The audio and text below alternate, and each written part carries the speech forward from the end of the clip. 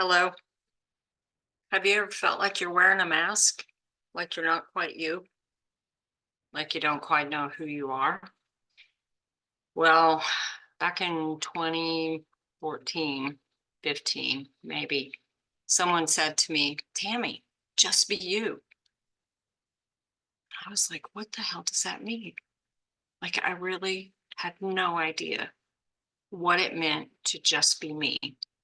This is a world that seems to pride us on wearing some kind of mask, whether that's metaphorical or literal. Let's not go down that rabbit hole. Um, and there are times that we've had identities in our life that fit us, and then sometimes they don't. Like maybe you're in a job and it feels like you have to be someone other than what feels authentic to you. Or maybe it felt authentic to you at one time, but it no longer does. Maybe you grew up in a certain type of religion where this was kind of what you do, and this is kind of how your life was. And then all of a sudden, you realize it's not who you are, it doesn't fit who you are. Maybe you're in some kind of relationship that somehow has you feeling stuck and stagnant or scared or bored or just not able to be all the parts of who you are. Yeah. So when you have certain kind of histories, that's how I like to describe my past. When you have certain kind of histories, sometimes you never got the ability to really discover your own sense of self. Maybe people told you who you were. Maybe you grew up in a family and this is how you were supposed to act, or you grew up in a neighborhood where this is how you were supposed to act, or a school, or a church, or a city, or a state, or a culture, or a race, or a gender. And this is how you're supposed to act. This is how you should act. Well, first of all, let go of supposed to and let go of should. That doesn't do anyone any good. It is a recipe for guilt and shame. And it evolves into anxiety, trying to keep up with appearances, or depression when you realize you're living this life that just doesn't fit you anymore, or maybe it never did. It can lead to health conditions, um, physical health conditions that start to develop over time. It can start to show up in your clutter. Maybe you've got clutter everywhere because who you are has been put in these boxes, these masks. You've just been boxed up and boxed up and boxed up and boxed up until you no longer have any concept of who you are and what you like and what you dream about. I've had people come to me and I say, what's your big dream? And they say, I don't know. I don't have big dreams. I stopped dreaming. Or I say, what do you like? Tell me what you like. I don't know. One time my daughter said to me, um, she said, sometimes you just piss me off. Well, I think I did that pretty often, but it was like, okay, why? Why? She said, because you never seem to have an opinion of your own. You just go with whatever anyone needs from you. You say, oh, okay, yeah, that's fine. Okay, yeah, that's fine. And you don't have any kind of opinion of your own. And I thought I had opinions of my own, but then it occurred to me that I had put what I wanted, my opinions, my needs, so far back, I didn't even know what they were anymore.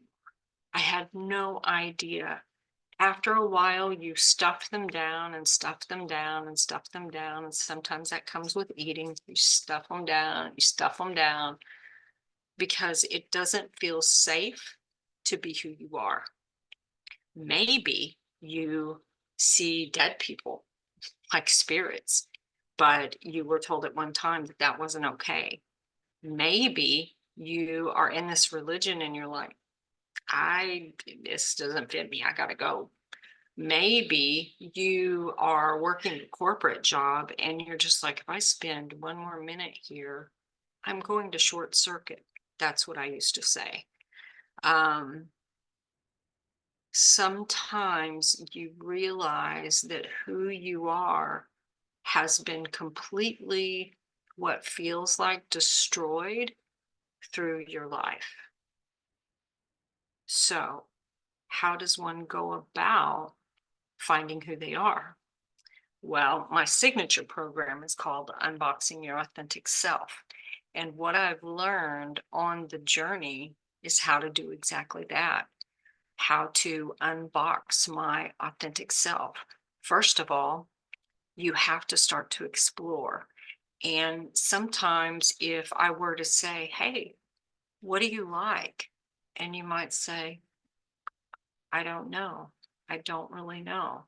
So, my first assignment for you would be, well, maybe we figure out what you don't like. And once you figure out what you don't like, sometimes that helps you figure out what you do like. Sometimes you don't know until you experience it. If you've only been doing the same things over and over and over again, you may not even know because you don't know what you don't know. Like here's an extreme example. I've never jumped out of an airplane. Would I like it? Don't know. Never done it. Couldn't tell you. I recently became a yoga teacher, and I wasn't sure if I would like being a yoga teacher or not. So I signed up to become a yoga teacher and completed my training, checking it out. I one time thought it might be cool to be a private investigator. So I took that training, became a private investigator. Sometimes it's adventurous, like, ooh, there's a restaurant I've never been to before. Let me give it a try. Is this something I like? Tried it, went, nah, not so much. Or, yeah, I love that. And then you add something new to your life. I am all about adding experiences to your life and creating adventure everywhere you go. Well, if you're so covered up with the heaviness of life, sometimes it's hard to see if there's anything else available to you. So, the other question I would ask you is, what are your dreams? Like, what are your big dreams? And if you say, I don't know, I'm so disconnected from my dreams, I don't even know what they are anymore. So, what I would do is invite you to think about it. If you're looking at a magazine, or you're watching a movie, or seeing something on TV, or out in the world, you see a hairstyle, or you see the way someone carries themselves, or a certain kind of car, or you think of a travel or a trip or some kind of occupation or something that calls to you, just start to think about that and just take out a notebook and a pen, or you can type, but I absolutely love taking out a notebook and just jotting things down, and just see if you could come up with 10 things that you would love to try in your life. Maybe of a big dream. Maybe it starts out with let's see. I don't know. Yeah, let's use health as an example. Maybe you're someone who has experienced a lot of depression, and maybe for you, your first thing might be, well, I'd really like to not feel depressed. Okay, start with that. And then, okay, if you weren't feeling depressed, How would you like to feel? Peaceful, maybe? Okay, cool. So write peaceful down. And then you say, what kinds of things bring you peace? And you might think, well, I don't know, nothing, maybe? Okay, is that true? Hmm. Think through your life. Was there a time where you felt peaceful? Was there a time where you felt at peace inside yourself? Maybe it's happiness. Was there a time where you remember feeling happy? Maybe it was yesterday. Maybe it was 50 years ago. Who knows? What was it? What was that thing? Because what I have found is that when you do this type of exploration, when you start to peel back the layers of life and you start to look deeper and deeper and deeper at who you are, you start to find things that reignite your magic, reignite your passion, reignite your fire. What typically happens is life kicks our ass and it comes at us in so many different ways that we often get so caught up in the busy, so caught up in what we feel like we're supposed to do, should do, ought to do, need to do, um,